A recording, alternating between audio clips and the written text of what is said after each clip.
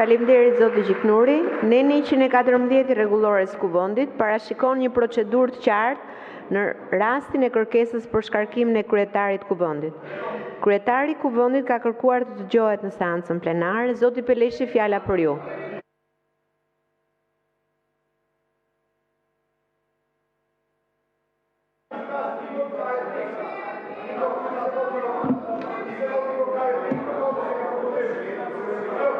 Nderuar drejtues e seancës, kolegë të nderuar, para pak javësh ndodhi një ngjarje e rëndë. Një gjyqtar u qellua për vdekje në sallën e gjyqit. Nga ai moment dhe në vazhdim u shpërfaq një ngjarje akoma më e rëndë. Në rrjetet sociale pati një numër jo të vogël reagimesh që u solidarizuan me autorin e krimit. Mbase tani dikush pyet ç'lidhje ka kjo me këtë procedurë shkarkimi të kryetarit të kuvendit, por bëni pak durim. Unë do t'i përgjigjem shkakut të vërtet të kësaj procedure dhe jo pasojës. Shkaku i vërtet nuk jam unë. Nuk është favorizimi i një krau politik kundër një krau tjetër. Vetëm në 2 seancat e fundit, për shembull, maxhoranca ka folur 291 minuta, kundrejt 439 minuta të opozitës, pra 60% të kohës e ka patur opozita. Shkaku që na sjell në këtë procedurë është fryma antagoniste dhe përçarse, nga e cila nuk heqim dot dorë. Nuk është shkelja e rregullores apo kushtetutës. Ajo është vetëm etiketa e përdorur gabim. Sepse rregulloria nuk të lejon të fyesh, të shash, të akuzosh, të bllokosh foltoren, të pengosh fjalën e deputetëve të tjerë, apo të vendosësh të mos zbatosh masat disiplinore. Po kushtetuta. Pak gjasa ka të shqetësohesh për kushtetutën e Republikës, ta respektosh e ta lexosh me kujdes atë. Nëse ti je gati ta flakësh në ajër e madje ta përdorësh librin e kushtetutës sigur mbi kokën e kundërshtarit politik. Problemi nuk jam unë, por mungesa e vullnetit për t'u angazhuar në një sjellje të re politike. Në respektim real, jo falso, të kushtetutës rregullores dhe traditës parlamentare. Kushtetuta rregulloria apo tradita parlamentare garantojnë të drejtat e deputetit, por gjithashtu ndalojnë keq përdorimin e të drejtës. Keq përdorimi të drejtës duhet të jetë vija e kuqe, ku mbaron e drejta jonë për t'u folur e për t'u dëgjuar. Nëse do të bijem dakord për këtë, ashtu siç na detyron në fakt kushtetuta dhe rregulloria, gërma dhe fryma, ambicia dhe standardi europian i parlamentarizmit, atëherë nuk do të përballemi me situata të shëmtuara që pamundsojnë zhvillimin e seancës. Por me sa duket nuk është kaq e thjeshtë. Në këtë mocion për shkarkimin e kryetarit të kuvendit na ka sjell rezistenca. Rezistenca për të mos lejuar askënd në pozicionin që unë kam nderin të mbaj, të guxoj, të ndryshoj këtë sallë, nga arenë dhune verbale në arenë të mendimeve alternative dhe politikës konstruktive, apo të shkurajoj personalizimin e diskursit politik, si pjesë e kulturës nga e cila duhet të ndahemi. Ndaj, le ta veshim këtë sallë, ku dhe unë bëj pjesë prej vitesh tashmë, me përgjegjësitë e vërteta edhe shpesh të pathëna. Kjo kulturë që shpesh kultivohet këtu vret shpresat e të rinjve, vret besimin te e nesërmja, vret optimizmin. E sado e rëndë që mund të tingëlloj për veshët tanë, unë do ta them. Kjo kulturë e urrejtjes këtu ka pjesën e vet edhe në dhunën në shoqëri. Duhet përballemi me këtë të vërtetë të pakëndshme. Parlamenti nuk pasqyron thjesht shoqërinë, por e formëson shoqërinë. Çdo fjalë e shqiptuar në këtë sallë jon përtej këtyre mureve. Kur qytetarët ndezin televizorin apo shpletojnë telefonin, na shohin ne. përfaqësuesit e tyre të zgjedhur, të angazhuar në diskursin parlamentar. Pavarësisht nëse e pranojmë apo jo, qoftë për mirë apo qoftë për keq, ne po mësojmë atyre si funksionon demokracia, si duhet të sillemi kur nuk merremi vesh, si duhet reaguar kur mendojmë se na shkelet e drejta, kur merremi me sulme denigruese personale, kur bërtasim kundër njëri tjetrit, kur i trajtojmë kundërshtarët si armiq, në vend që t'i shohim si shërbëtorë të përbashkët të sëmirës politike, ne nuk bëjmë gjë tjetër veç se i kthejmë në normë shoqërore këto sjellje. Ne u themi zgjedhësve tanë se kjo është mënyra si duhet veproni kur nuk ju pëlqen mendimi apo vendimi tjetrit. Degradimi i diskursit parlamentar krijon efekt kaskad në gjithë shoqërinë. Kur përdorim gjuhë nxitse, ajo bëhet fjalori i argumenteve të tavolinës së darkës dhe të komenteve në rrjetet sociale. Kur i demonizojmë ata që kanë pikpamje të ndryshme, ne ju japim leje fëqinjve të shohin njëri tjetrin me armiqësi. Kur manipulojmë me gjysmë të vërteta, me shpifje, ne gryejmë themelin e përbashkët të fakteve mbi të cilat duhet të qëndrojë debati publik.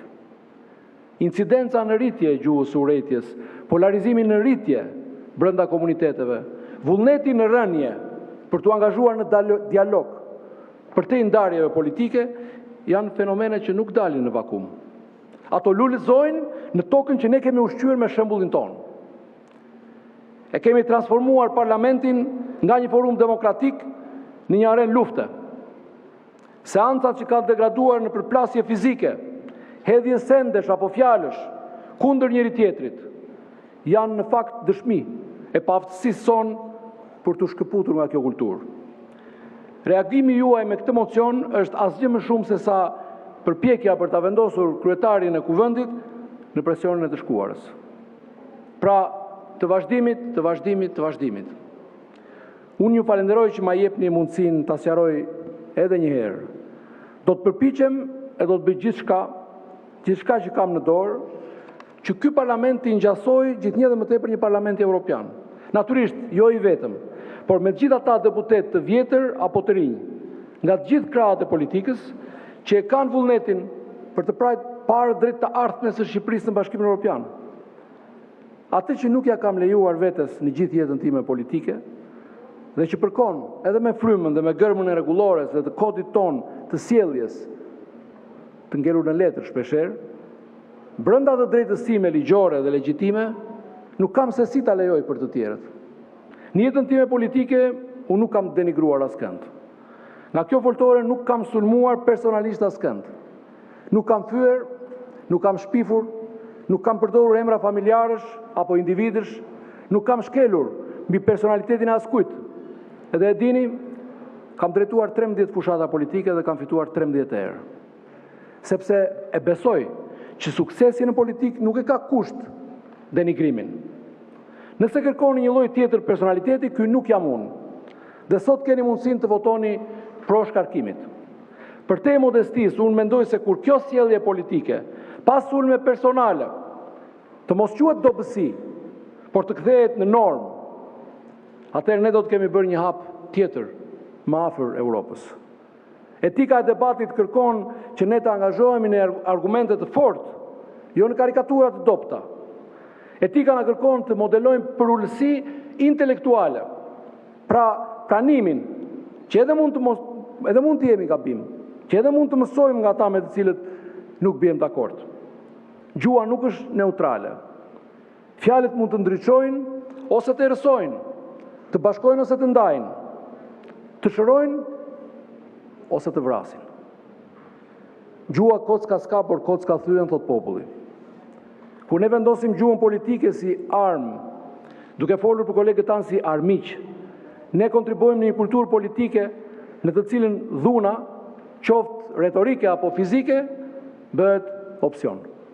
Në rastin më të keq, kultura që kemi lejuar të zhvillohet, i kthen diferencat politike në kërcënim ekzistencial, pra vret. Qytetarët fillojnë të shohin ata që votojnë ndryshe jo si fqinj me prioritetet ndryshme, por si armiq që duhen mundur me çdo kusht dhe me çdo mjet. Kur institucionet respektuara si parlamenti modelojnë retorikë përqarse dhe armiqësore, këto tendenca vetëm përshpejtohen.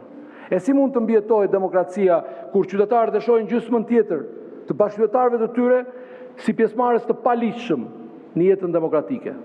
E megjithatë, ky është pikërisht botkuptimi që ne kultivojmë kur angazhohemi në retorikë ndarëse, e kur e trajtojmë kompromisin dhe konsensusin si tradhti. Ne nuk mund të vazhdojmë në rrugën ku jemi, duke kontribuar në polarizimin dhe fragmentarizimin e shoqërisë sonë. Duhet të njohim përgjegjësinë dhe mundësinë tonë unike për të modeluar një shoqëri më të mirë. Demokracia e fuqishme kërkon debat të fuqishëm, por fuqia nuk duhet përmbajë dhunë. Opozitarizmi nuk duhet ta përjashtojë respektin. Devotshmëria ndaj partisë nuk duhet të merret dhe të matet me aftësinë për sulme personale. Ne mund të mos blihem dakord me forcë, ndërkohë që pranojmë angazhimin tonë të përbashkët ndaj vlerave demokratike. Ne mund të kritikojmë ashpër politikat apo projektligjet, ndërkohë që tregojmë mirësjellje ndaj atyre që i propozojnë ato. Ne mund të mbajmë të forta bindjet tona, ndërkohë që mbetemi të hapur për bindjet dhe dëshmitë dhe argumentet. Askush nuk humbi politikisht nga seanca e fundit. Opozita mori kohën që i takon çdo deputet, pavarësisht partisë që përfaqëson, pati mundësi të flasë në çdo pikë të rendit ditës. Institucionet e pavarura patën mundësi të raportojnë e të përgjigjen pyetjeve. Deputetët patën mundësi të bëjnë komentet e tyre mbi përgjigjet. Pra një hapësirë normale politike e demokracisë. Unë juftoj të krijojmë së bashku pikërisht këtë mjedis normal, ku debati politik zhvillohet në normalitet dhe në liri të plot, fjale dhe veprimi politik, përsa kohë që nuk shkel në lirinë e tjetrit. Unë bëj thirrje sot për një ndryshim themelor në kulturën parlamentare, një ndryshim që njeh rolin ton si shembull demokratik dhe pranon peshën ton në çdo përgjegjësi. Faleminderit. Faleminderit.